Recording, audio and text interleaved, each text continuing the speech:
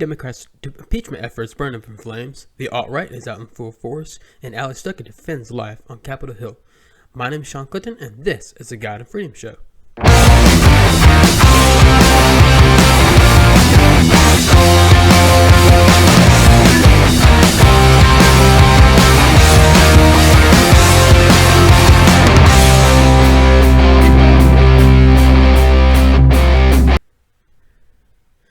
Alrighty guys, I hope everyone has had a great week so far. Happy Saturday actually. We have a lot to get to today, so let's not waste too much time right here. Let's jump right into the news. So basically the news cycle is just the same as always. It feels like if you've ever seen the movie Interstellar, it feels like we're just trapped in that blue planet they're in, where all time has just stopped. And then right outside of it, time keeps on moving. So it just because all everyone's talking about is impeachment. But the thing is, reality is, Democrats have nothing. They have absolutely nothing on impeachment. So to give you kind of the recap of what exactly has been happening with this whole thing, is that, okay, let's go back to the beginning of the whole story. So basically back in 2016, Joe Biden had talked to Ukraine, and he basically wanted them to fire a prosecutor in exchange for some money, taxpayer dollars, or something like that. So, and the going theory is that he did that to protect his son, Hunter Biden, from being prosecuted.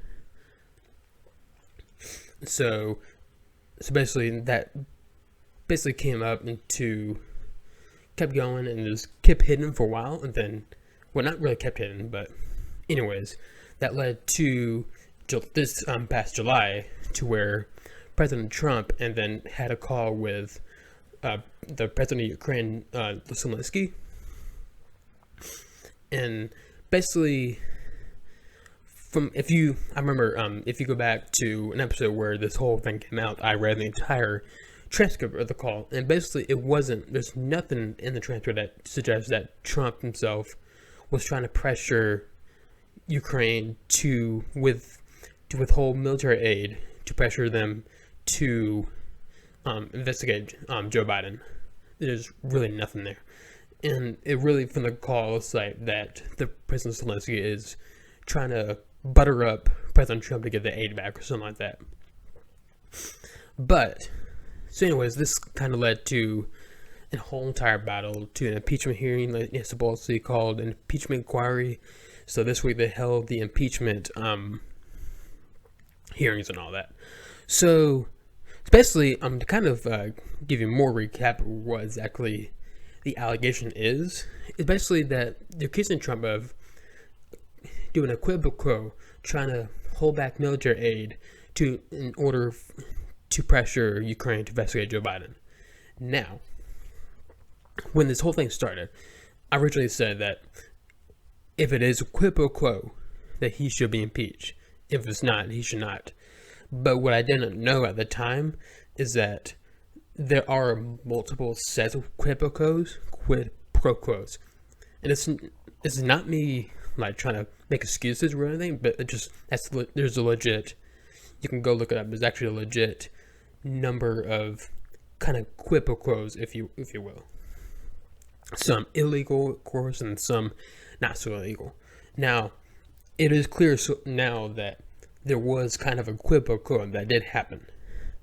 But the thing is, we don't know if it's the legal one or the just okay one. So basically, Trump's defense is that he did it for corruption reasons, and he wanted Ukraine to investigate some of the... let me turn off my phone. There we go. Anyways, he wanted Ukraine to investigate interference in the 2016 election, and I mean that's actually honestly a good thing to kind of look into, because the going theory that President Trump has right now is that actually the going theory right now, or net theory, is the kind of what's in mind right now is that Russia was the one who came in and hacked the DNC in order to influence the 2016 election. But as we know, President Trump did not have anything to do with that. But Trump's theory is that it was not Russia; it was actually Ukraine that hacked the DNC, not Russia. So, and with the help of Democrats, because we do know for a fact that Democrats at the time in 2016 were going to Ukraine and pressuring them to do opposition research on Trump in exchange for some kind of money, whatever.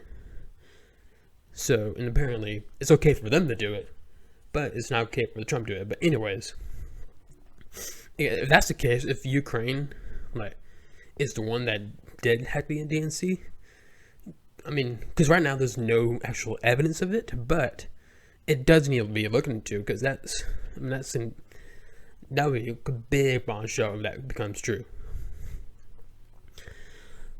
And then the other thing is that that's Trump's kind of defense right there, that he did it for corruption reasons and to influence to look into Ukraine's influence in the 2016 election, which that would be a legitimate reason to do some kind of quid pro quo. It's not good per se to do that, but it's not bad. So he has reasons to do that. I think he has every right to do that and everything. But what could be a problem for him is that if he did it to solely investigate Joe Biden. Because if he did that to solely go after Joe Biden, because here's the thing, Joe Biden has the best chance at beating Trump in 2020. But so that's the Democrats' theory, that he did that to stop Joe Biden. So in that case, that would be impeachable. Obviously, that's criminal and it should be impeached for that.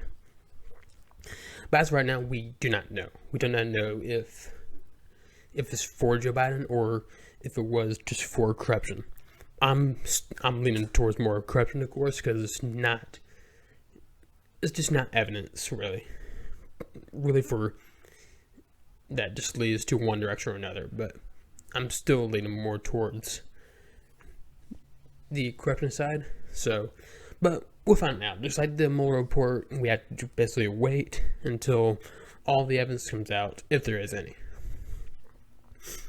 So anyways, of course, Democrats didn't want to wait for any evidence to come out, so they decided to go full on into impeachment mode. So this week they've been holding some impeachment hearings to try to, of course, what they say, to get the evidence to impeach President Trump, whatever. But of course, this is just them trying to virtue signal to their base that they're going to impeach Trump no matter what, really.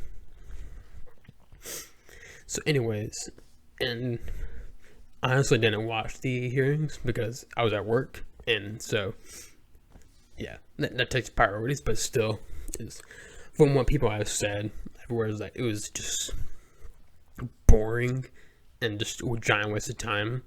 And it was just Democrats just virtue signaling all day. But it was here, but it all goes to the fact that Democrats just have nothing in this entire thing. I mean, they have no reason to impeach him, none, zero. But they're gonna go for it, whether because they legally don't have to have a reason to impeach him. Really, I mean, it is a political process, but if you want to maintain your credibility, you should have some kind of reason to do an impeachment. But anyways, where was I going? Yeah. So anyways, to get back to the actual hearings, it's from the clips I saw and all that, just what was said, it was a waste of time and just nothing came out of it. The two witnesses that came in at first at the beginning of the hearings, Democrats were giving them all sorts of credibility that they were the ones that were going to take down Trump, whatever. Thing is, none both of them did not even talk to President Trump about why the call happened.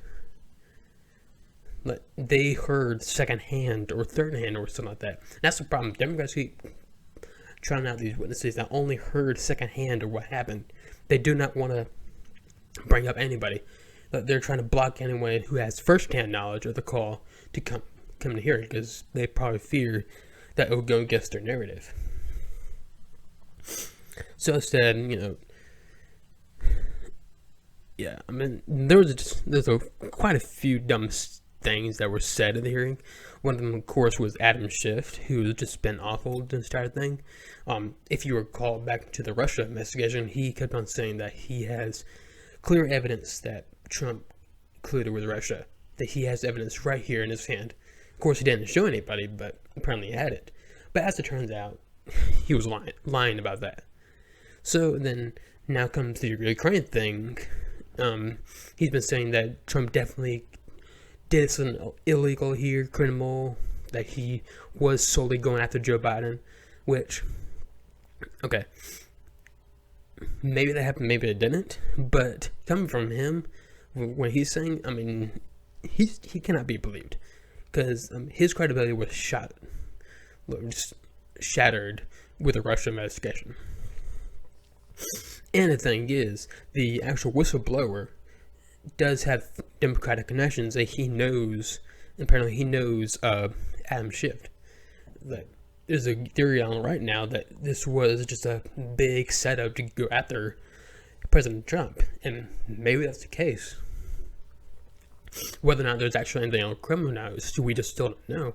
But it is pretty clear that this is all a Democratic, just effort just to go after Trump. They actually don't.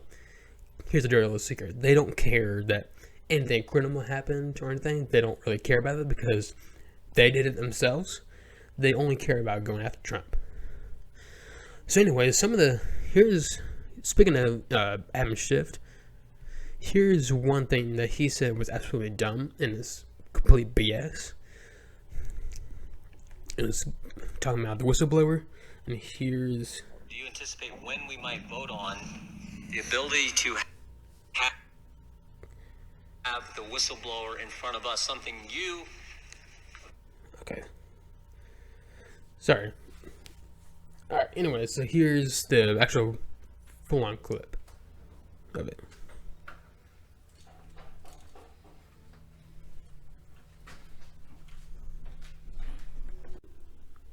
Okay, alright, sorry again, but anyways, here's the actual clip of what Adam Schiff was saying here, and this complete BS, but anyways. Do you anticipate when we might vote on the ability to have the whistleblower in front of us, something you, of the 435 members of Congress, you are the only member who knows who that individual is, and your staff is the only staff of any member of Congress who's had a chance to talk with that individual. We would like that opportunity. When might that happen in this proceeding today?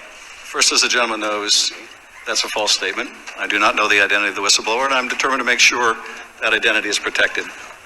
But as I said to Mr. Conaway, you will have an opportunity after the witnesses testify to make a motion to subpoena any witness. Oh, he doesn't know the identity of the whistleblower. He only cares about protecting the identity of the whistleblower.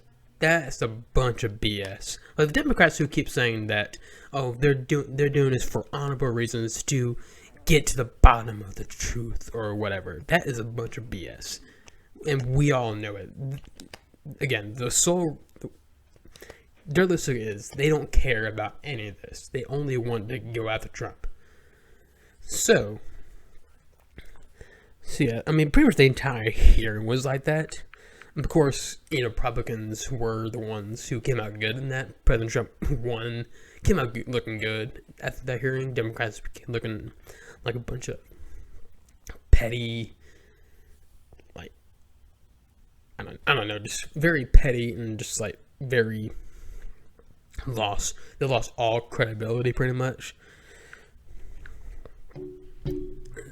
And so, yeah, I mean, my thing is now, I kind of think that Trump still will be impeached by the House, but nothing will happen in the Senate. And I think that will backfire on Democrats dramatically if they did that, because American people are not up for this. Because I see like Democrats for 2 years, for 2 years, or 2.5 years, they gone after Trump for supposedly colluding with Russia, and it turns out that was completely false. And we know that was completely false. Go back to read the Mueller report, you'll see it. And so the American people are now saying like, okay, why should we believe y'all with this if y'all completely botched something an investigation for 2 years?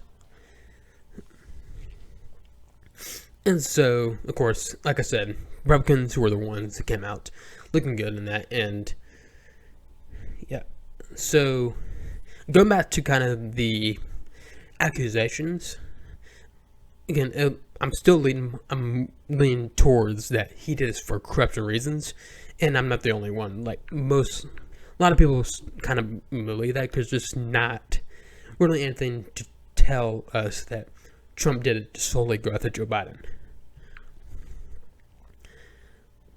So here's a clip from Congresswoman Elise Stefanik. I guess that's her name. She's a Republican congresswoman from New York. And here's what she said about this whole thing. And I'll read her tweet after it. There's like several clips. I actually post the link to this tweet thread in the description below. But here's actually the first clip that she posted in the thread. Anyways, and here's the clip. For the millions of Americans viewing today, the two most important facts are the following. Number one, Ukraine received the aid. Number two, there was in fact no investigation into Biden. Mr. Kent and Ambassador Taylor, you both spoke eloquently and passionately about the need to support Ukraine to counter Russian aggression, particularly during this very critical time. I agree with you in that assessment. And isn't it the case that the Trump administration has indeed provided substantial aid to Ukraine in the form of defensive lethal aid, correct? That is correct. And that is more so than the Obama administration, correct? The defensive lethal aid. Yes. And in the transcript of the president's July 25th call with President Zelensky tells Trump they are ready to buy more javelins. This is indeed the most effective weapon for fighting insurgent armor Russian tanks. Is that correct? That is correct. And those javelins were not made available to Ukraine under the Obama administration. The javelins were not made available. They were not. Correct. Shifting gears to corruption. One of the themes here today is that of rooting out corruption, which is an important tool for the president as we provide taxpayer-funded aid to foreign countries.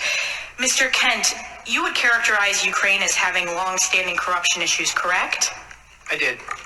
And in fact, you testified, quote, I would say that corruption is part of the reason why Ukrainians came out to the streets in both 2004 when somebody tried to steal the election and again in 2014 because of a corrupt, kleptocratic, pro-Russian government which eventually collapsed. The Ukrainians decided enough was enough. Is that your testimony? It remains so.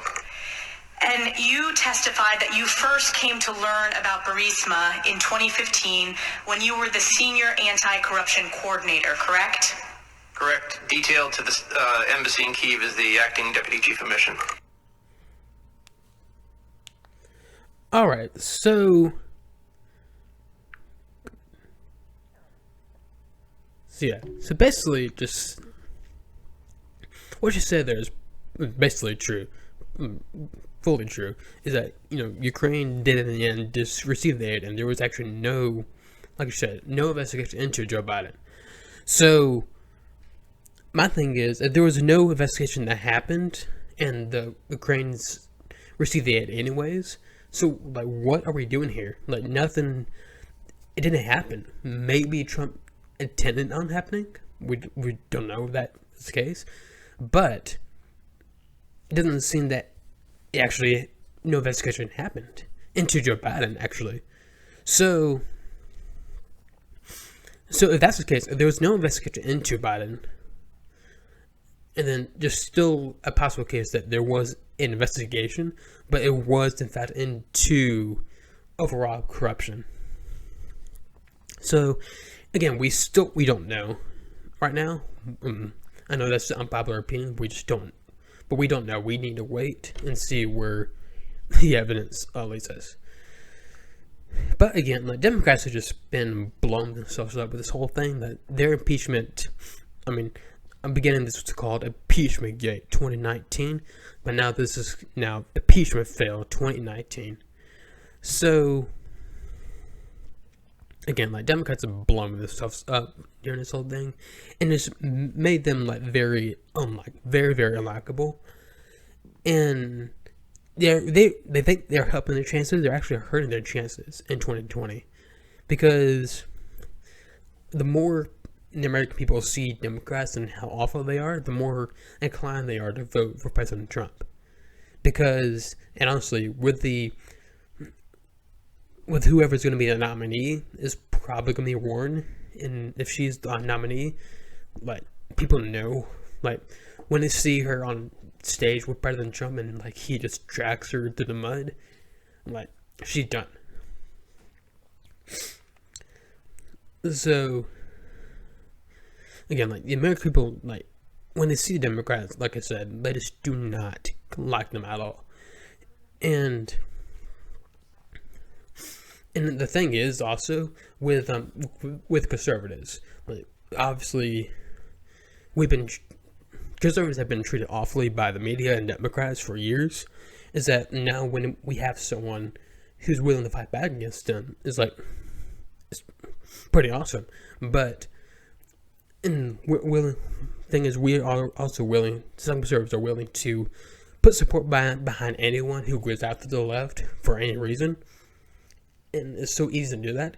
But we also have to be careful of who we are putting our support behind, because there's a group of people who's supposedly on the right. I don't really classify them on the American right. Actually, they're more European style right. But anyways, we got to be careful about putting our support behind them, because they are not good people at all. So people I'm talking about is the alt-right. So the alt-right has been making hay for the past like week or so. Like, they've been like all over social media, because I mean, I'll get to why in a second, but to give you kind of a quick readout of what the alt-right is basically they are a group of people who believe not just believe in white identity politics, and that what that means is that they believe that they're defined by their race, and that their race is superior, which is funny enough. The left believes in that, believes in identity politics, but they of course believe that your skin, they believe that skin color defines you and whatever. So, and also they believe that America was founded only for white Europeans. That is completely false. Obviously, it was founded, that actually was made for anyone of any race who is willing to like go in to the value system that America has, which is roots from Judeo-Christian heritage.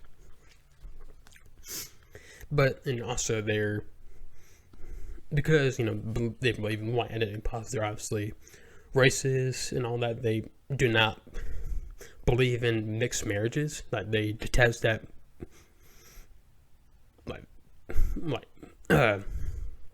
They detest that dramatically or loudly, or whatever. But they also very avidly against immigration. Anytime immigration, not just illegal. And they're also anti-Semitic as well. So these are not very good group of people. And conservatives have no relation to them whatsoever. The alt-right has no place in the conservative movement. They may try to sneak their way in, but they don't. So where this whole thing like kind of started, the whole outrage, the alt-right coming in this week, is that I think it was on last weekend or whatever. Ben Shapiro made a full like case against the alt-right at one of the speeches at Stanford, I believe. And if you remember last week, I played a video of it. And so basically, he wasn't the only one that went after alt-right that triggered them to come out against him like that. The conservatives like that. It was also Daily Wire's Matt Walsh that he was in alt-right guy troll came up to him and asked him a question, whatever, and he completely demolished him. And here's the audio for that.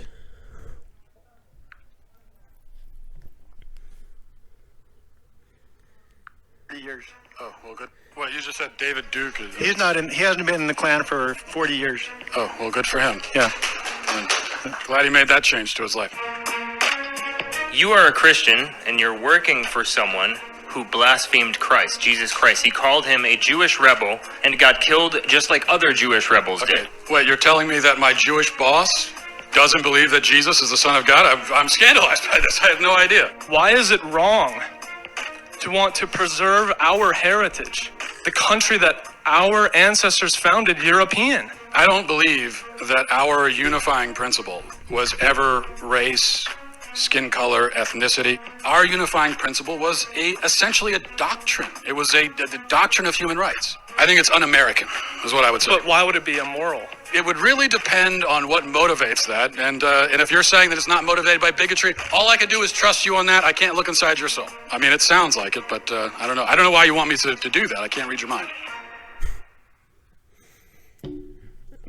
Matt Walsh is awesome. By the way, like you should like read his stuff and like watch his like podcasts and all that. He's pretty awesome. I mean, he has some like views on like some movies, ideas, and all that kind of but still, like he's awesome, and like he's completely right with that. Do you anticipate? Sorry, but yeah, he's completely right about that. Like what he's like I was saying, like America was founded for the European heritage, white heritage, and that's not true. So obviously, what this happened is that the alt-right just got triggered by this. Fun enough, they like go after the left for being triggered, but they themselves got triggered by this.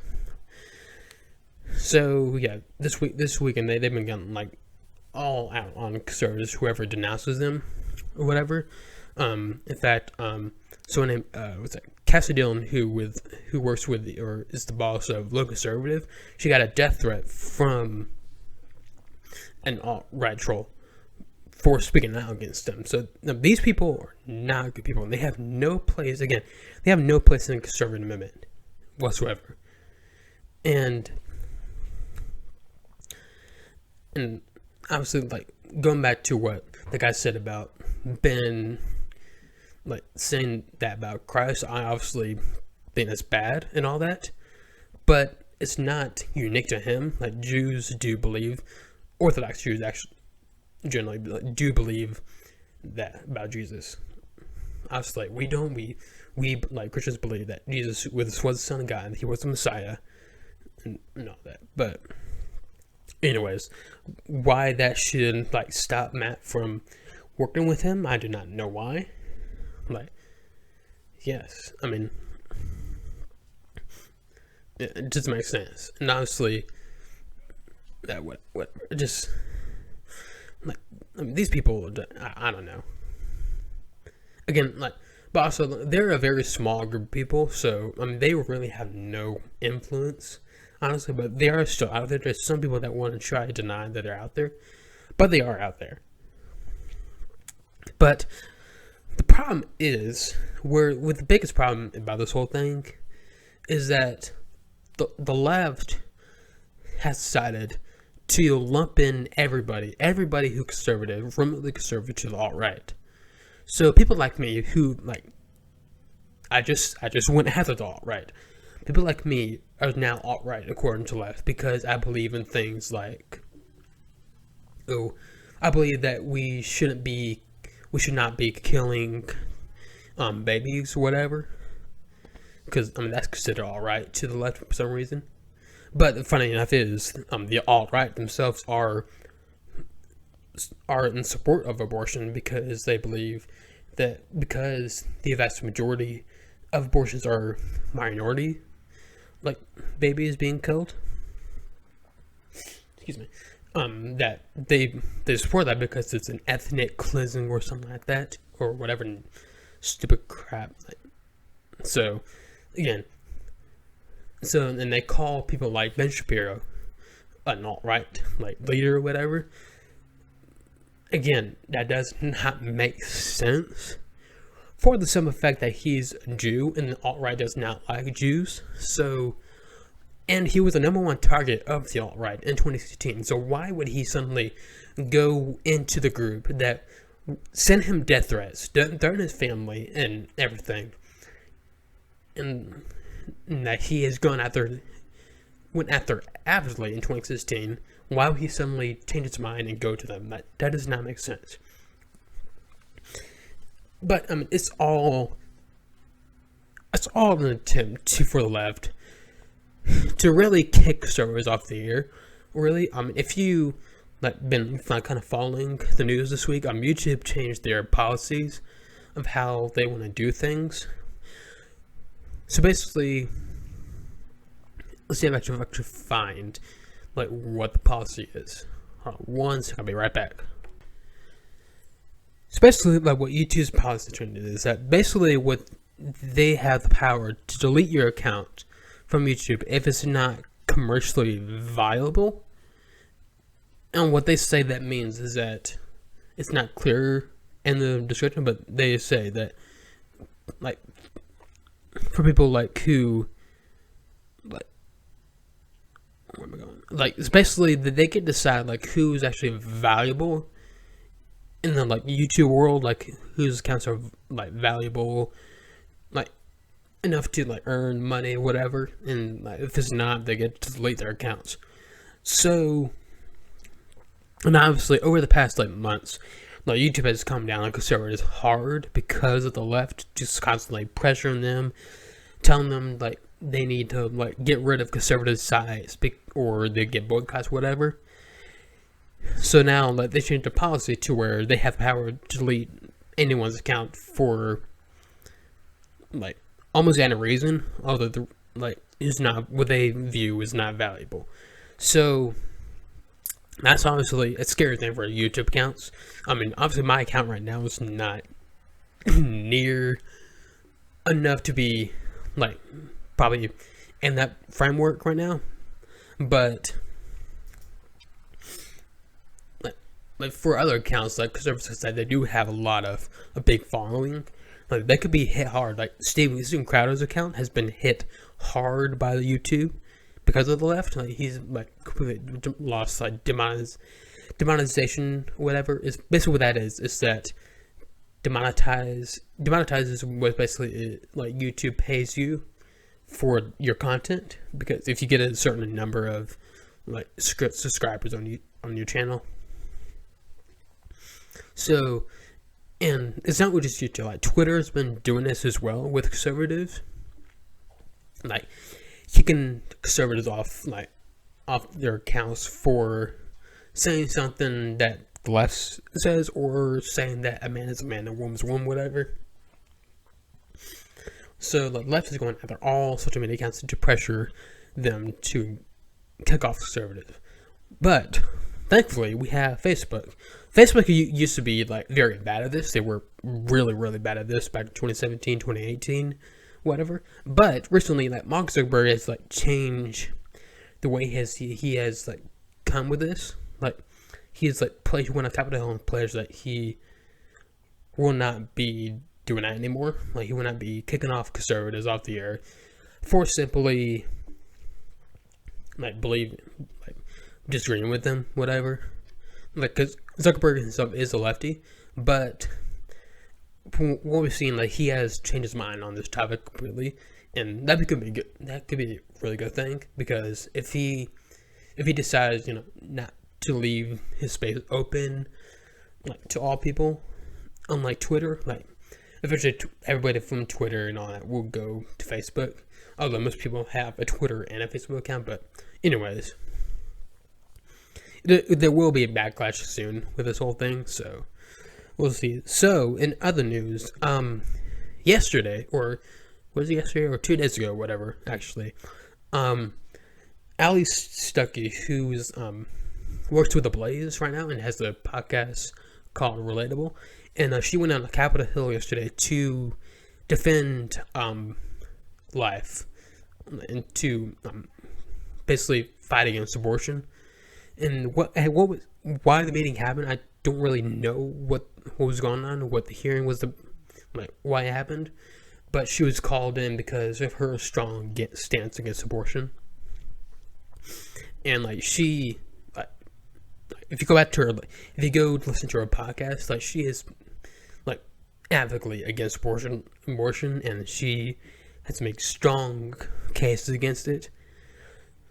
So here's a clip of what she said during the hearing. I'd like to thank Chairwoman Maloney and Ranking Member Jordan and the rest of the committee for the opportunity to appear before the committee today. My name is Ali Stuckey. I am an author, a podcast host, a commentator, a wife, and a mom. I've spent the last few years studying the pro-abortion movement, observing the growing radicalism of the abortion agenda, and speaking out about the injustice occurring on the state and federal levels against preborn children and their mothers. I am here today as a mom fighting for a future for her kids in which rights are not dependent on whether a person is wanted, but upon their humanity. I am here as a woman who believes that female empowerment, equality, and freedom are not defined by her ability to terminate the life of her child. I'm here as an American afraid for the fate of a country that no longer considers the right to life a prerequisite to liberty or the pursuit of happiness. I'm here as a human being, horrified by the violence, the oppression, and the marginalization of a defenseless people group based solely on where they reside, in the womb. It's surreal to be here, and not because I'm testifying before Congress, but because of the subject at hand. It is incomprehensible to me that we are having a debate over whether or not it is acceptable to kill a baby before they're born. And while we discuss Democrats' concerns about abortion restrictions today, I want to remind the committee of the true victims of radical legislation, and that is preborn babies. There was a time, perhaps, when we could claim ignorance as our justification for allowing and approving of abortion.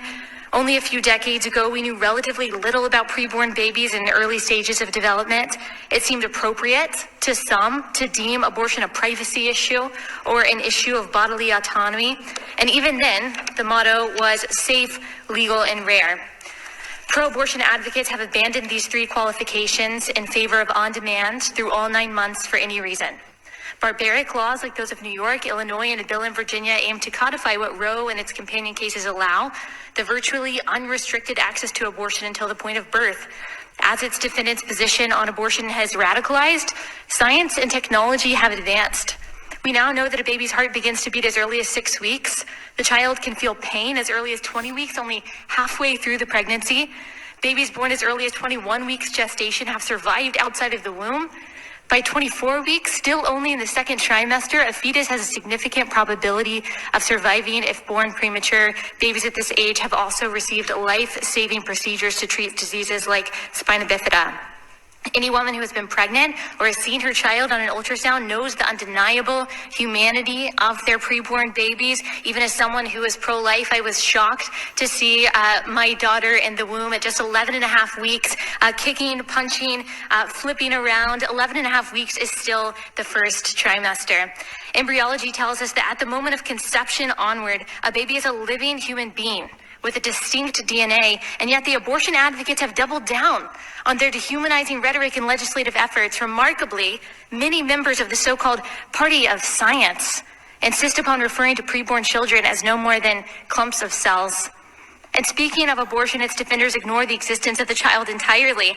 Terms like reproductive freedom or bodily autonomy, women's empowerment are used as euphemisms to obscure the reality that the life inside the mom's body is a human, a baby. Her baby. If abortion were truly a winning issue for women, if it were, as an article in New York Magazine recently argued, a moral good, this kind of deception wouldn't be necessary. But abortion advocates know that using accurate terminology to describe abortion is an effective PR, and therefore it doesn't make for a profitable business model. Late-term abortions are typically performed, of course, by emptying the uterus of amniotic fluid, then dismembering the baby with forceps. There are other cases of more grotesque methods utilized, like with Kermit Gosnell. Witnesses before Congress have testified to the neglect of babies who survive abortions, many of whom are reportedly left to die alone. Virginia Governor Ralph Northam declared earlier this year that a baby who survives an abortion would be delivered, kept comfortable, and resuscitated if that's what the mother and the family desired. While tragic, pro-lifers shouldn't be surprised by pro-choice radicalism. This is the end of the logic of the pro-abortion case. There is no logical argument for abortion that doesn't also apply to people who are born. America is included on a list of only 7 countries, including China and North Korea, to allow abortion after 20 weeks gestation. The same legislators who are pro-abortion were happy to vote yes on a bill criminalizing animal cruelty on the federal level. And while I'm thankful for this, I only wish the same basic compassion could be extended to the most vulnerable members of our own species. Thank you. Thank you very much. And Marcella Howell. Acting Chairwoman Maloney, Ranking Member Jordan, and honorable members of the committee. Thank you for the opportunity.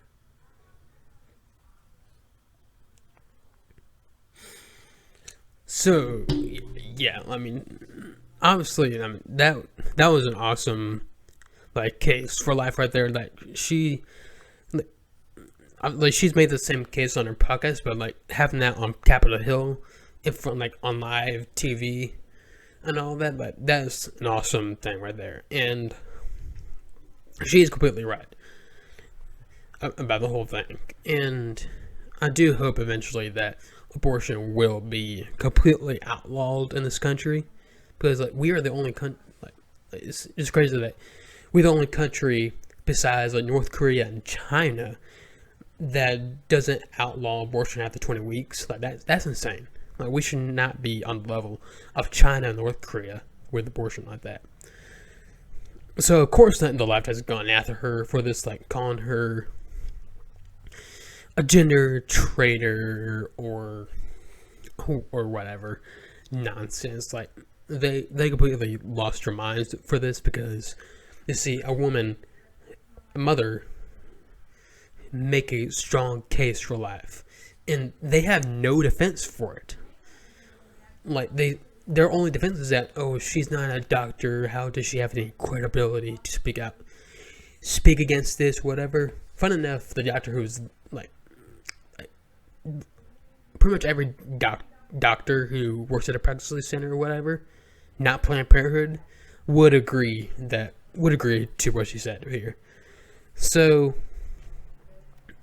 again, like, they have no argument against it. Like, they have no case against, like, the pro-abortion advocates have, like, lost all kind of credibility and everything when it comes to abortion, because of the science that has developed to see your baby and all that. So I do hope, and I do think eventually pro-life will win. The pro-life position will win.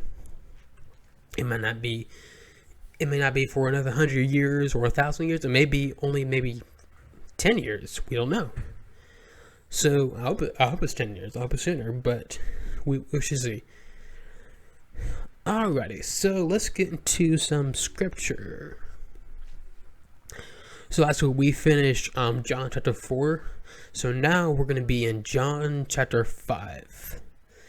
And again, y'all going to follow along if you want, and I'll be in the New Living Translation. Alrighty. It's Jesus heals a lame man. Afterward, Jesus returned to Jerusalem for one of the Jewish holidays. Inside the city, near the sheep gate, was the pool of Bethesda, or something like that, with 5 covered porches. Crowds of sick people, blind, lame, or paralyzed, lay on the porches. One of the men lying there had been sick for 38 years. When Jesus saw him and knew he had been ill for a long time, he asked him, "Would you like to get well?" He said, "I can't, sir, for I have no one to put me in the pool when the water bubbles up." Someone else always gets ahead of me.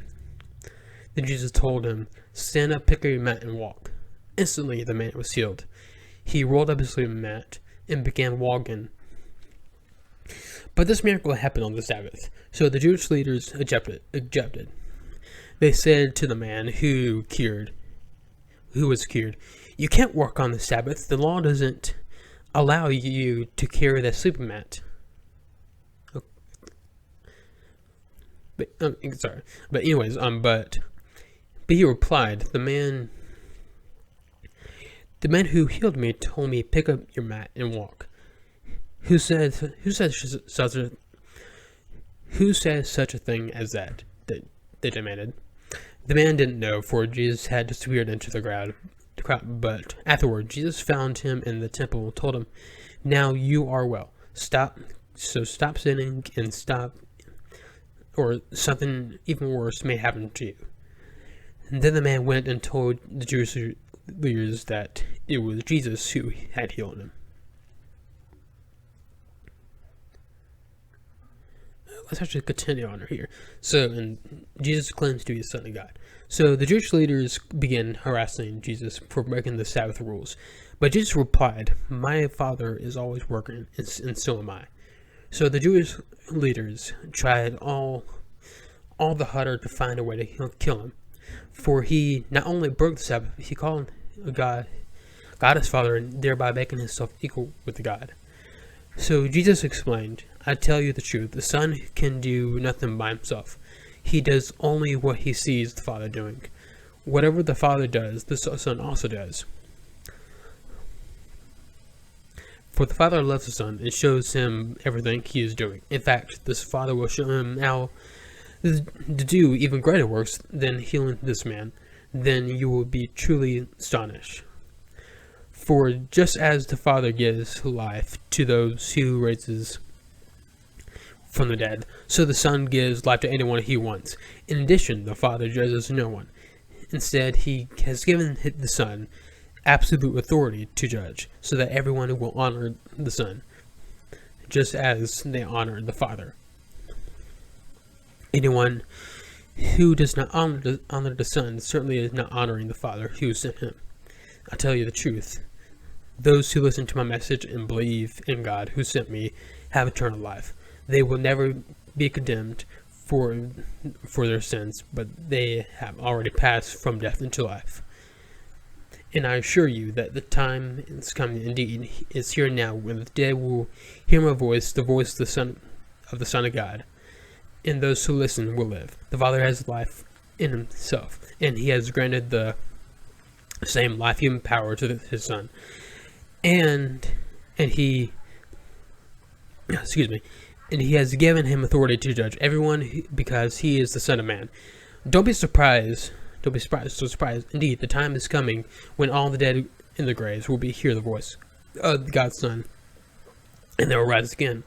Those who have done good will rise to experience eternal life. Those who have continued in evil will arise, experience judgment. I can do nothing on my own. I judge as God tells me. Therefore, my judgment is just, because I carry out the will of the one who sent me, not my own will. So, yeah. Especially what this is, it just kind of gives you a testament to how Jesus lived his life. Like, of course, we all know that he was God incarnate. But like, while he was down here on earth, like, he lived his life, like, not giving up, it's like his will, but he only lived according to, like, his Father's will. And so, like, that's like a testament, like, how we should all live our lives. Like, we shouldn't rely on our own wills, because our wills suck, pretty much all the time. So we should really rely, like, on God's will for us. Because, like, again, like, his reasoning and his, like, morality is above ours, and we rely, like, on the human reason and all that. We fail dramatically and all that. So yeah. So next week we'll continue from verse 30 right there, and next week we'll continue from 31 probably to the end. So yeah, let's get into some good stuff and bad stuff of the week. So good stuff. Let's talk about Disney Plus for a minute. So Disney released a streaming app called Disney Plus, and basically it's pretty much on Netflix, but like all kind of Disney related owned movies and shows and all that. And it is sweet. It has so much stuff. Not only it has like the Marvel MCU movies, except for the Incredible Hulk for some reason. I don't know why they don't have that. Maybe they added it recently, but maybe they will add it. They have all Star Wars movies. They have the Clone Wars series. They have Solo and Rogue One. They have the new Star Wars show called The Mandalorian. I haven't checked that out yet, but they also have all the classic Disney movies, like The Lion King, Aladdin, and all that. They have the old Disney Channel shows, too, like Phil of the Future, Sweet Life of Zack and Cody, That's a Raven, Hannah Montana, and all that good stuff. Like that was prime Disney at the time, and I remember watching all the shows, and I'm loving them. So, yeah, I can't wait to really check it out. I haven't spent much time on it, but there's so much stuff on it. It's awesome. I recommend checking it out. And by the way, if you have a Verizon unlimited like data thing, I guess, unlimited data, you get a free subscription to Disney Plus for a year. But also, if you don't, you have a free trial for maybe a month, I believe. Then it goes to about $6.99 a month, which is not bad at all, actually. But of course, there's more expensive type bundles and all that you can get more access to stuff. So it's sweet. I recommend checking it out. Like if you're a Disney fan or just all out like Star Wars MCU fan, go check that out. Really, because yeah. All right, let's get to some bad stuff.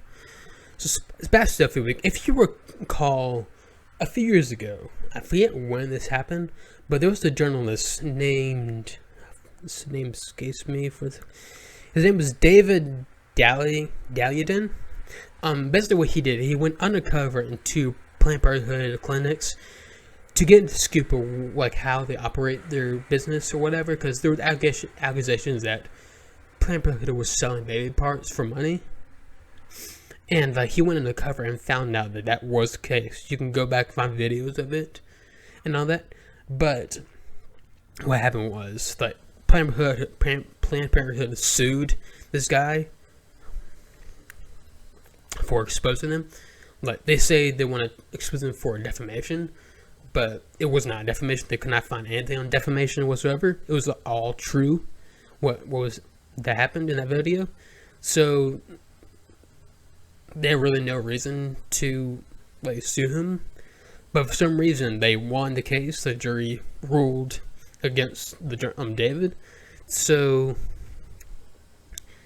yeah, it is sick stuff. Like seriously, yeah, expose like who in the right mind.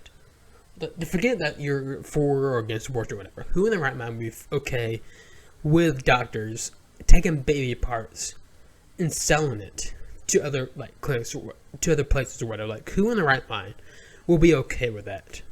Like this is how sick like the pro-abortion like advocacy and argument is getting. Like they've completely lost all value for human life. Like they do not believe that babies have any value whatsoever. And that's why at the end pro-life position will win, because American people and still believe that babies have some value, to them. And we have like a group like that saying they have no value, like they're just a bundle of tissue or whatever, that it's my body, my choice or whatever, or they'll lose. I hope they lose that position soon. But we'll see. Alrighty, guys, that's all I have for today. So before we go, obviously, if you're like me, if you're into politics or whatever, one of the kind of most important things if you want to really get into politics is grab books. and like learn some stuff. Like you can go to college, learn kind of same things, but honestly, the way the colleges are going now in that area, you're not learning the right stuff you need, especially if you're conservative and believe in actual American founding. So that's why you like kind of go find some books and read, learn, is kind of teach yourself in a way. That's what I've kind of been doing myself, and I'm still learning, obviously, but I definitely kind of learned a whole lot since I've really got into it. But anyways, so to find these books, you might kind of think to yourself, okay, let's just go to the bookstore, go to like Barnes and Noble. But the problem with that is like you get there and like there's separated sections. So you go to a section where you probably will have them. You know, look. You can't find the specific book you're looking for anywhere. And you ask the people at the front desk, like, do you have this book? They say no, it's going to be here in about 2 weeks or so. So you go to another store, like Millions, from Books of Millions or whatever, and they don't have it. And you keep looking, like where in the world can I find this book? And so my pitch is like, why in the world? Why waste your time driving around from store to store to find a book that obviously none of them have? Why not just go pull up your laptop, look on the interwebs, and look for a site on Amazon. Amazon, you can find pretty much anything, and Amazon is a hotbed to find books. I buy pretty much every book I have. Pretty much I've gotten from Amazon. And so, yeah, you can find, I'll have some links to several products and books in the description below. Y'all know by now what books they are, but it's obviously, so I don't need to kind of present them again. It's all pretty much kind of the same thing. I might have some new stuff in there as well. But anyways, otherwise, like, share, and subscribe, and I'll see y'all next week. My name is Sean Clinton, and this is the Guide to Freedom Show.